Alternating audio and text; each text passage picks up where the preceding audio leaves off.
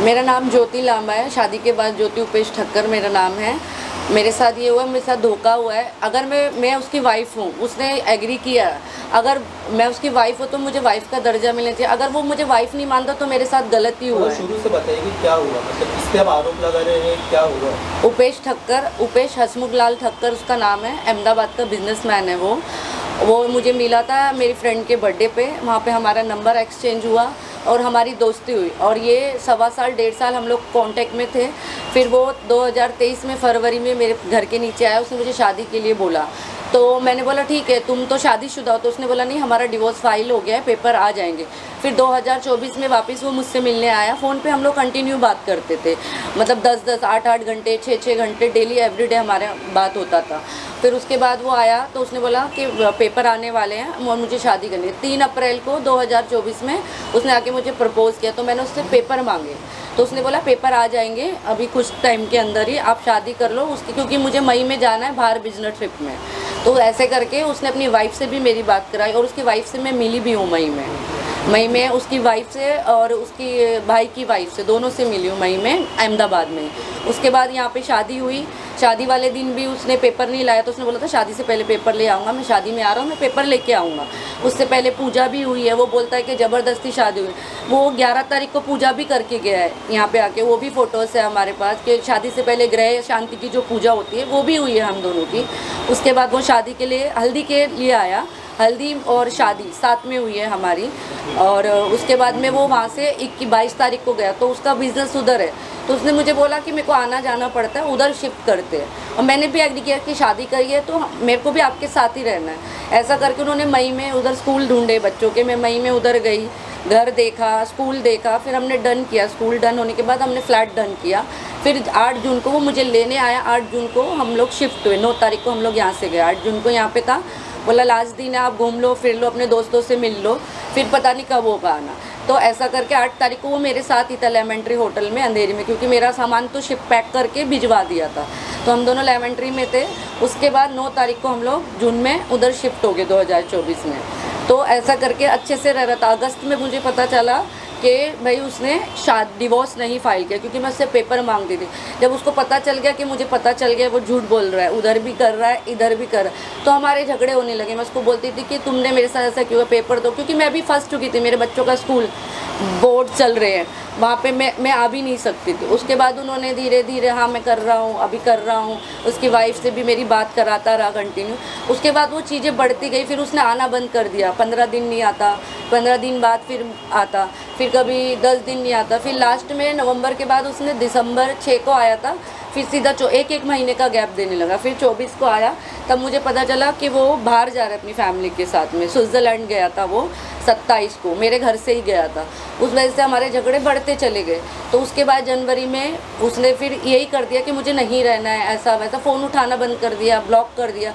मैं वहाँ पे अकेली पड़ गई। वहाँ मेरा कोई नहीं था उपेश ठक्कर के अलावा, मेरे बच्चे और मैं, और बच्चों के बोर्ड्स थे, मैं आ भी नहीं सकती थी। उसके बाद उन्होंने झूठा मुझे अपने दोस्त से कॉल करवाया। वो मुझे मैसेज भी, उपेश ने खुद ही बोला था कि आप उससे बात करो। उसके दोस्त से बात किया तो उसने बोला कि हम एक फैमिली मीटिंग रखते हैं, कि उसके चाचा वगैरह को नहीं पता नहीं था, अभी पता चला है करके। तो एक फैमिली मीटिंग करते, उसमें सब सेटल हो जाएगा कि आप दोनों का घर बस जाएगा। उसके घर वालों को अगर जैसे चाचा वगैरह को पता चलता है तो मैंने बोला ठीक है। उन लोगों ने टिकट कराई मेरी फैमिली की, मेरी सिस्टर, बड़ी वाली, छोटी वाली, हम चारों सिस्टर, और जिसने शादी मैनेज की थी एस्ट्रोलॉजर, वो भी आई थी उधर वो मीटिंग में। वो मीटिंग में मुझे बोला गया कि पहले तो ये बोला उसके चाचा ने, इसने गलती करी है, इसको 2 थप्पड़ मारूंगा। मैंने बोला इसके 2 थप्पड़ मारने से मेरी लाइफ सही नहीं हो जाएगी।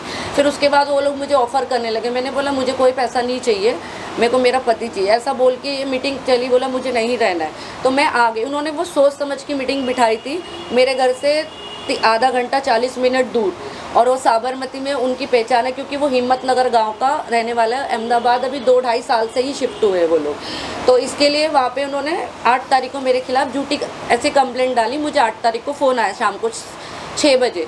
तो मैंने बोला 6 बजे तो लड़की नहीं आती है, कोई पुलिस स्टेशन में आप बुला नहीं सकते हो। मैंने बोला मैं कल आती हूँ। तो उन्होंने मुझे लोकेशन भेजा, मुझे पता नहीं था, तो मैं लॉयर को लेके गई वहाँ पे। तो वो झूठा केस बनाया था कि मेरी शादी नहीं, लड़की ब्लैकमेल। तो वहाँ पे गए तो मैंने बोला मेरी तो शादी हुई है। फिर ये बोल के मेरे लॉयर ने, हम लोग आ गए। फिर उन्होंने वापस फ़ोन किया तो 14 को मुझे बुला रहे थे, तो हम लोग 15 को उधर वापस गए। तो उन्होंने मुझे बोला कि पैसे ले लो, सेटल कर लो, ख़त्म कर दो। पुलिस स्टेशन में भी मुझे यही बोला गया, और ना मेरे से कोई राइटिंग में कुछ लिया, मैं लिख के लेके गई थी, जबकि क्योंकि 9 तारीख को गई थी। उन्होंने जो मेरे पे एलिगेशन डाले थे तो मैं वो लिख के लेके गई थी कि मेरे पास सारे प्रूफ। ना उन्होंने मेरा कोई स्टेटमेंट लिया, ना रिटर्न में कोई पेपर दिया। हमने मांगा भी कि आप ये ले लो और दो, तो उसके बाद मुझे वहाँ पे हरेस किया गया। मैंने महिला मंडल में भी एक कंप्लेंट डाला था, वहाँ पे अर्जी डाला था, तो महिला मंडल वालों ने भी ज़्यादा रिस्पॉन्स नहीं दिया। तो मुझे समझ आ गया कि मेरा यहाँ कुछ नहीं हो सकता। और मैं बोडक देव में भी गई थी उधर, तो उन्होंने बोला जहाँ पे आपकी शादी हुई है वहाँ जाके केस करो। तो मुझे वहाँ से निकलना था, क्योंकि मुझे पुलिस वहाँ के हरेस कर रही थी, बार बार बुला के, ना कुछ कर रही थी, बस पैसों का ऑफर वो लोग कर रहे थे और मुझे बोल रहे हैं कि मैं मांग रही थी। एक भी प्रूफ अगर उनके पास है कि मैंने पैसे मांगे, हाँ मैंने खर्चे के पैसे मांगे, मेरा हस्बैंड है वो। मेरा पुलिस आपके किस तरह से आपको हरेस कर रही थी? बार बार फ़ोन करके बुला रही थी। अगर मैं जा रही थी कोई स्टेटमेंट नहीं ली जा रही थी। मैं 2 बार गई, मेरी कोई स्टेटमेंट, मैं लिख के भी स्टेटमेंट मेरे वकील के साथ लेके गई, वो भी नहीं लिया गया मुझसे। कोई ऑफिसर किसी का नाम आपको याद होगा जो फ़ोन करके बुलाते थे? वो राव सर है, उनका नंबर भी है मेरे पास। वो हमेशा मुझे व्हाट्सअप कॉल ही करते हैं, नॉर्मल कॉल नहीं करते। अगर आप पुलिस वाले हो तो आप मुझे नॉर्मल कॉल करो ना, क्योंकि वो फ़ोन पे भी मेरे बेटे का नाम लेके मुझे डरा रहे थे, आपका बेटा कौन से स्कूल में पढ़ता है, ये वो। मैंने वो कंप्लेंट में भी डाला, पर उन्होंने मेरी वो कंप्लेंट वापस रिटर्न में नहीं ली गई। तो मैं समझ गई कि मुझे डरा रहे हैं। और मुझे उधर 6 तारीख को भी ये बोला था, तुम कुछ नहीं कर पाओगी, हम पैसे वाले हूँ। फैमिली के नाम पे उसके सिर्फ चाचा जी थे, बाकी एक उसका दोस्त था प्रदीप पटेल जिसने मीटिंग अरेंज की थी, एक वो था FC पटेल, और 2 जन को तो मैं बिल्कुल नहीं जानती थी। कोई पॉलिटिशियन थे और एक लेडी आई थी। तो उन लोगों ने मुझे यही बोला कि तुम पैसे लो, अपनी ज़िंदगी सेटल करो और चली जाओ। मैंने बोला मुझे कोई पैसे नहीं चाहिए। वहाँ पे ये 3 घंटा यही बात चली, सब मुझे मना रहे थे कि अपने फ्यूचर बनाओ, ये करो वो करो, पर मैंने किसी की बात नहीं सुनी। मैं वहाँ से चुपचाप चली आई। तो ये मुझे फंसाने के लिए किया गया था, और वो लोग ही ऑफ़र कर रहे हैं, और वो लोग ही मुझे मीटिंग में बुलाए। मेरे पास सारे प्रूफ है, हमने तो मीटिंग नहीं रखी थी, कोई मीटिंग नहीं रखी।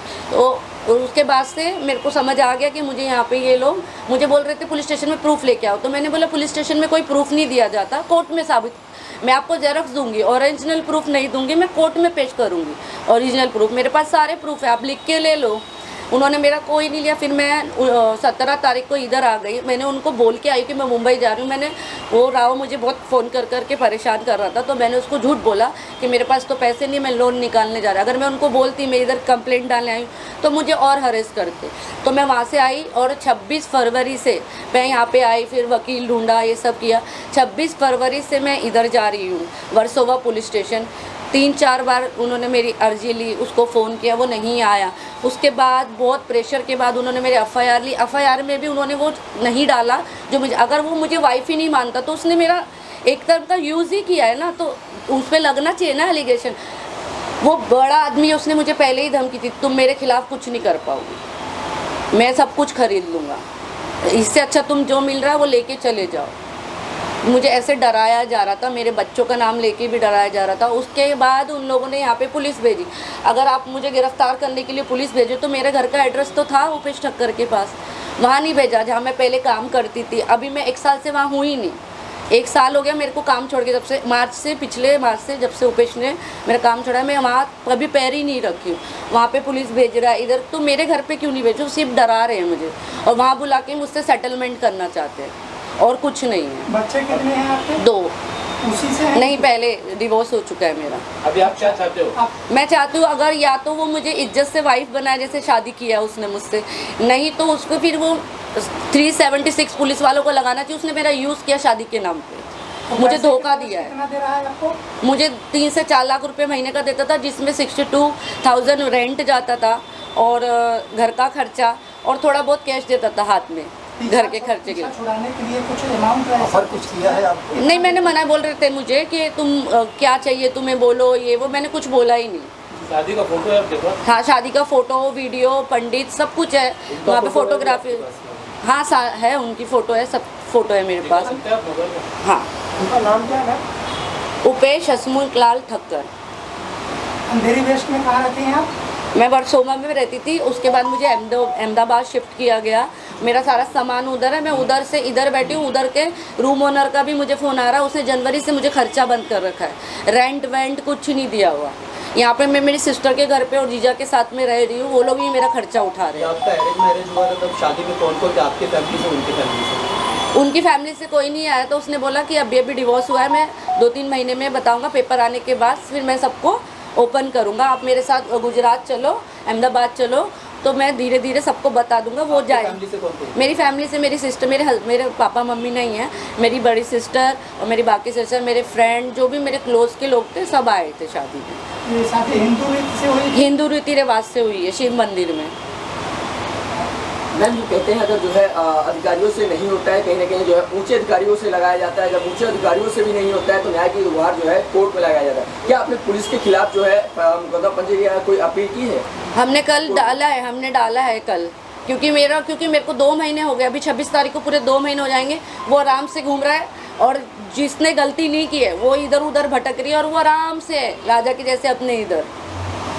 मेरे बच्चों का फ्यूचर क्या है आगे, उसने मेरा काम छुड़वा दिया, कुछ नहीं है आज मेरे पास। मेरे बच्चों का भी एडमिशन पे आया, तो मेरे साथ साथ मेरे बच्चों की भी लाइफ ख़राब की है उसने, सिर्फ अपनी एक उसके लिए।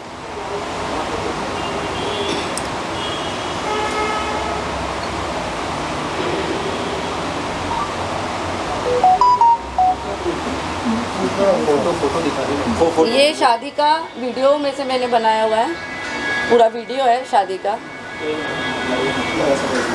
दिखा रहा हूँ, पूरा सेंटर में रखी, आपकी सेंटर में रखी नीचे।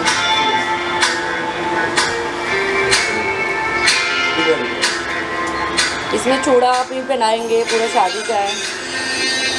ये हल्दी उतार रहे हैं सुबह।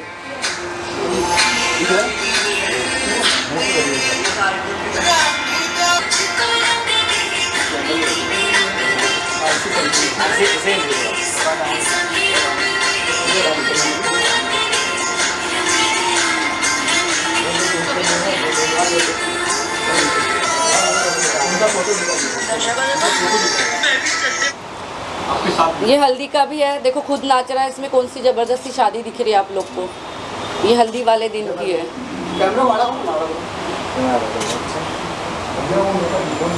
ये देखिए खुद नाच रहा है वो, ऐसा पूरा बहुत है इसमें, जिसमें वो बहुत खुश है, रिंग पहना रहा है, सब कुछ कर रहा है। मैडम आप भी लड़की शादीशुदा थी? डिवोर्स ही हूँ मैं, शादीशुदा थे? 12 साल हो गए मेरे डिवोर्स को। आपके डिवोर्स? हाँ जी।